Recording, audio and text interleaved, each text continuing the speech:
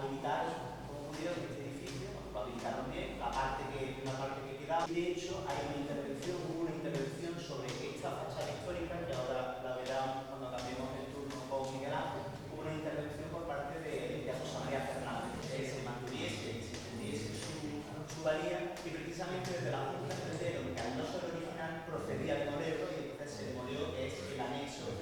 El patio, se conservaban las columnas, de hecho las columnas están ahora en otro edificio, sabemos dónde está.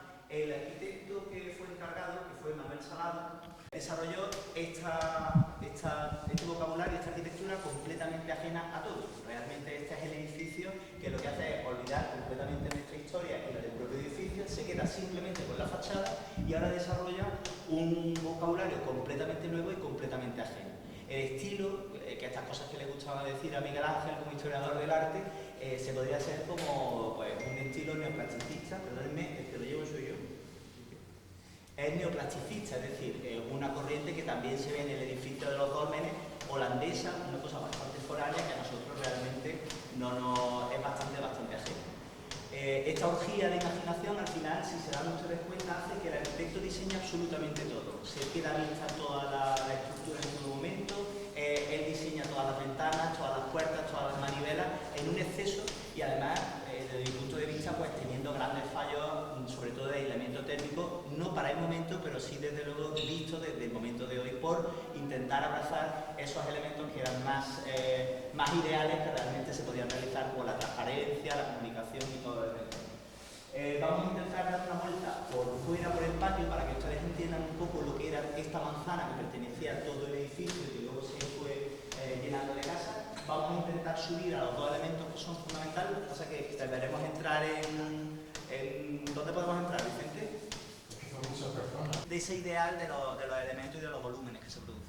Ese juego masivo de hormigón, los muros medianeras lo interpreta como hormigón, aquel muro lo interpreta como doblado, lo hace con totalmente transparente, estos elementos que vuelan, y luego pues lo que le comento de esta estética de la trasera, ahí se ven resquicios de lo que serían casas antiguas, con elementos que se abren, y la coexistencia de elementos, ¿no?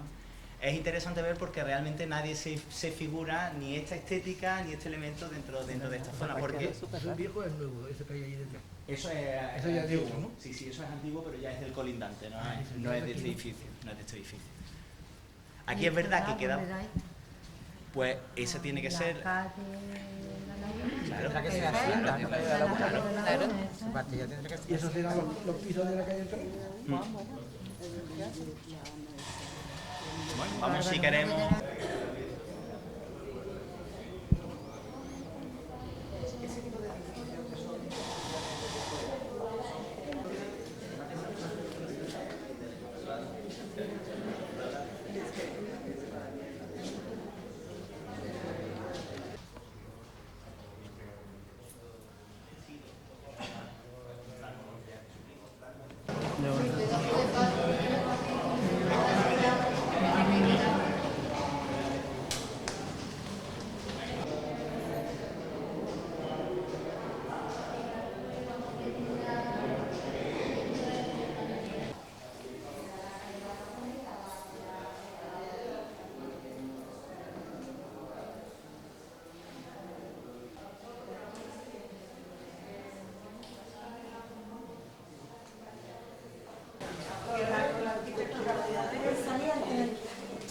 ¿Ahora para dónde vamos, Feli?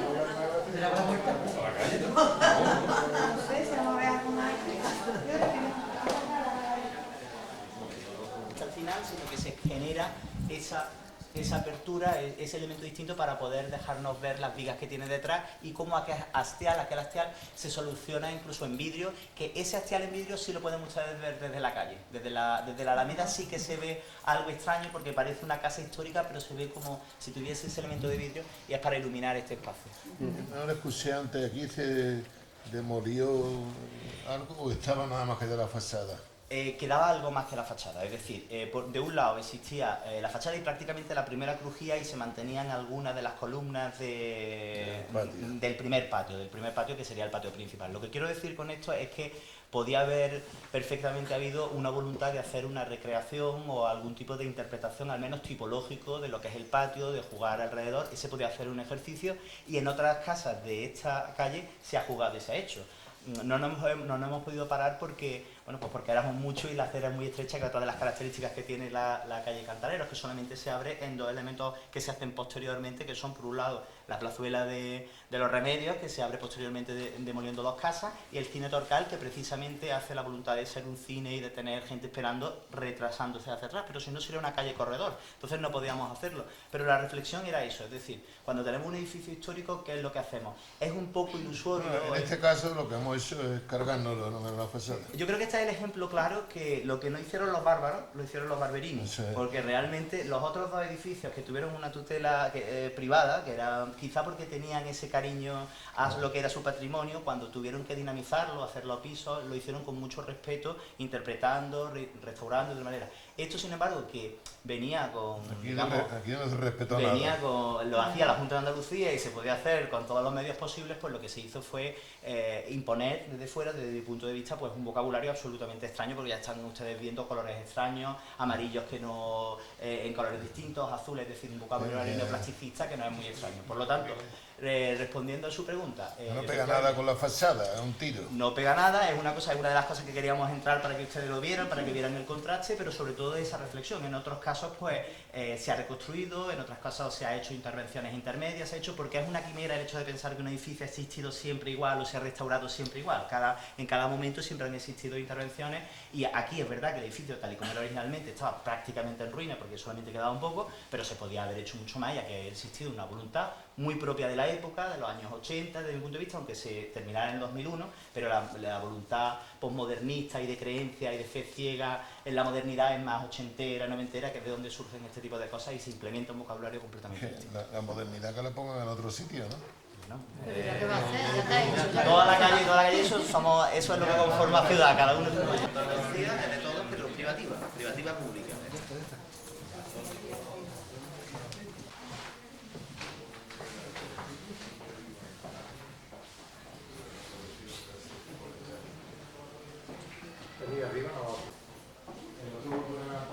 Yo cuando vi hacer esto, sufría. Pero ahora la hacienda es todo diferente. ¿Qué?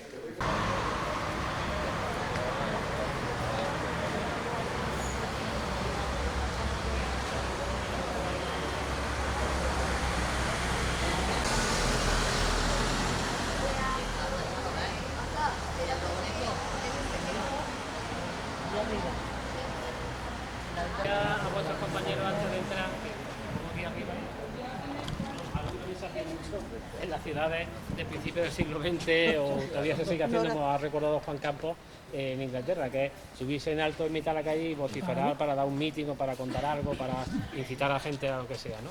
Aquí lo único que vamos a hacer es contar algo de este edificio e incitaros a que cuando pasáis por aquí, evidentemente, levantáis la mirada un poco y os quedáis con el mismo. Es un edificio, bueno, primeramente diré que estamos en un espacio, ahora Juan Benítez creo que ha dicho que nos va a contar algo de lo que había aquí. Está bien, porque así planteamos incluso una interrelación entre lo que podamos contar nosotros y lo que sepáis vosotros también. Un espacio que nos sirve perfectamente para pararnos un poco, para plantear ese sosiego de que hablaba anteriormente, ¿no? Por aquello de que las ciudades hoy en día, pues si algo se caracterizan es por la velocidad, porque si estamos con los móviles, estamos siempre preocupados, nos miramos, etcétera, etcétera, ¿no? Bueno, pues está muy bien que, ya sea desde lo oficial o desde lo no oficial, cuando ocurre, que se preparen estos espacios en las tramas urbanas justamente para plantear ese lugar un poco de esparcimiento y de detenerse un poco para seguir contemplando lo que la ciudad nos puede ofrecer. En este caso, lo que nos estamos viendo nos va a ofrecer es esta casa que hoy en día es la sede, ya lo habrá comentado Félix, de la Oficina Comarcal Agraria, de la OCA, una casa que se arraiga en el tiempo y nos lleva hasta prácticamente el siglo XVIII, cuando la familia de los Sequeira, condes de la Puebla de Portugal, son los moradores de la misma. 2 hermanos son los que las fuentes nos relatan que están aquí cuando uno de ellos empieza a plantear el proyecto de levantar esta casa. La otra, la hermana Tomasa de Sequera, es monja de Madre de Dios y también llevará a cabo o promoverá varios proyectos para la construcción de la iglesia que veremos al final de esta visita, aunque sea por fuera, pues ya sabéis que dentro no podemos entrar. Bien, ¿por qué digo todo esto? Porque estamos viendo una serie de edificios en una línea casi recta y hay bastante interrelación entre unos y otros.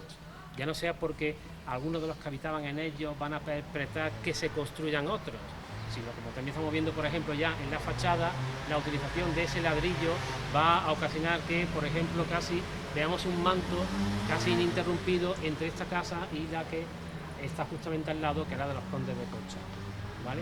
En esta de aquí, lo que podemos destacar sobre todo y principalmente es esta entrada, que va en orden ascendente y que concluye con ese frontón triangular, en este caso abierto o partido, que ya casi nos va a remitir a esos finales del 18, ya casi entroncando con lo que podría denominarse el estilo neoclásico, justamente por la utilización de ese frontón abierto, y una fachada que, como veis, se divide en 3 zonas. La parte de abajo realizada en esa caliza propia de esta zona de aquí de Antequera, donde, bueno, pues esa idea del encajonamiento de las pilastras que enlazan con el dintel de la entrada, en un dintel que se nos presenta como una especie de sobresalido, bueno, o esos cóncavos y convexos que se van sucediendo, una especie de abanico que va apareciendo en la propia caliza y que desemboca en esa estructura, en la clave justamente del dintel,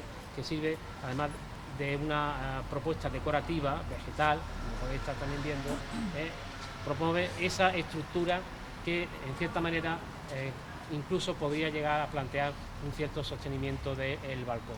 El segundo tramo de esta portada es posiblemente el más interesante.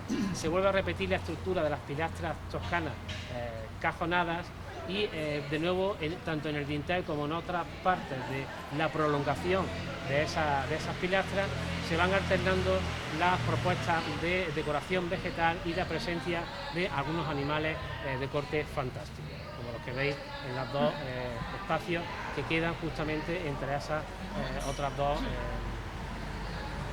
motivos decorativos vegetales. Y concluye todo con ese frontón partido, donde se propone el ventanal, y que, bueno, pues como digo, es la parte más interesante desde el punto de vista exterior de esta casa. Interesante, como digo, pues por supuesto la utilización de ese ladrillo, elemento tan consustancial a la arquitectura antequerana y que va a poblar numerosas de estas fachadas. Una fachada que también es interesante resaltar, y seguramente aquí Félix podría estar hablando largo y tendido de esta cuestión, y es de las diferentes intervenciones que se realizan muchas veces en los edificios de corte histórico para su recuperación.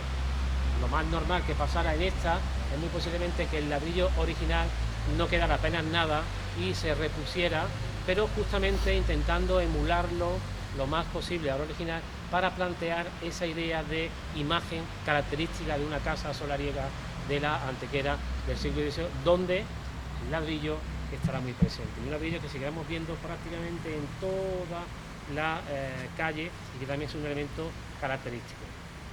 Para que yo no me canse, porque vamos a seguir ahora, y ¿Los ya adornos que... son de yeso o yesería? ¿El qué? Los adornos. Los adornos, no son yesería, será a lo mejor arenisca. Arenisca puede ser, pero yesería No, eso tiene pinta de... Yo creo que más bien Hay, será hay arenisca. mucha yesería. Hay muchas yeserías, sí. Sí. Se utiliza mucho también. eso en otro la elemento. guía de Jesús Romero viene. Sí. Juan Benítez, Juan te ha preguntado si aquí había una casa o 2 casas. Creo que él puede contar algo. Si te quieres subir aquí, si no... No, yo no, aquí soy el organizador. No, es que ha preguntado, no, había 2 casas. Había, bueno, 2 casas, no, había una casa y después había una pequeña capilla, que no me acuerdo de qué era o a qué santo estaba dedicada.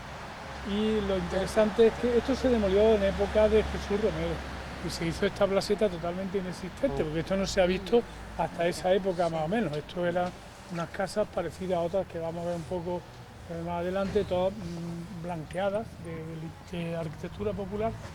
Y aquí lo interesante que yo conozco es que vivía un poeta que nació, eso es lo mío, que nació en Granada y con 6 años se vino aquí a vivir, que era Baltasar Martínez Durán.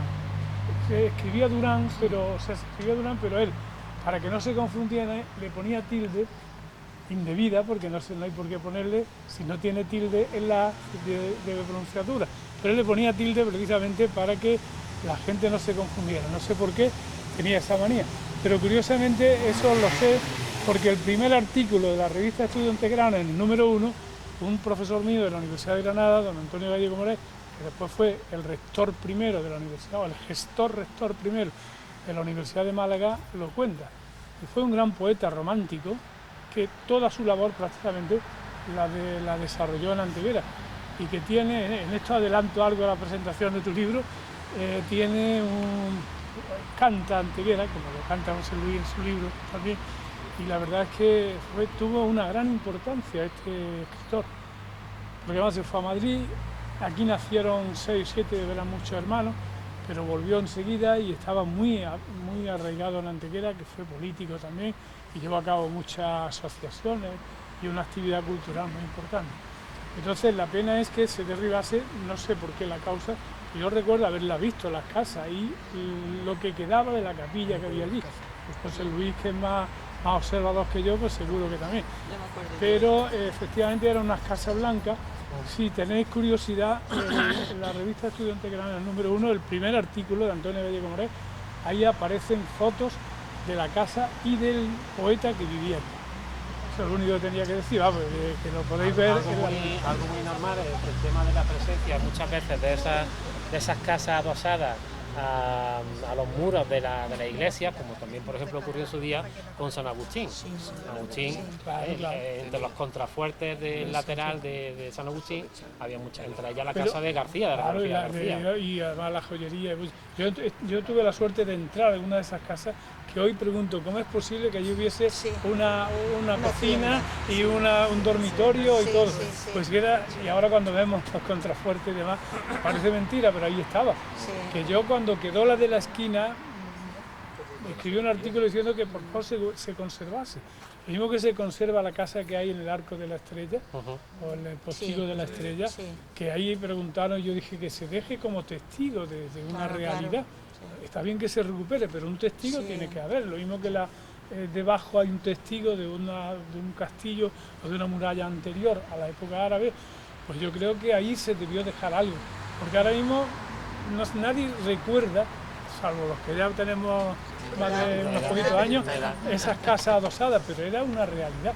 Porque además está documentado históricamente, y tú lo sabes mejor que yo, que todos los grandes conventos y edificios, los sirvientes o los servidores, los zapateros, los carpinteros, pues efectivamente vivían allí alrededor y aprovechando esos contrafuertes. Podían haber dejado algo, la parte de la entrada a San Agustín, esa parte a la calle San Agustín, pero no se ha dejado nada y ahí está ya. Se hizo igual que aquí, justamente. Igual que aquí. Esto ya ahora creo que era la capilla de la Virgen de los Remedios, me parece. Una capilla aquí estaba. Algo de esto, quizás sea esta una recuperación, pero no se parece mucho. Era mancha y por supuesto blanca, pero quizás esto sea parecido, sí. Pero vamos, que las fotos las tenéis. Están saliendo, vamos si queréis continuar.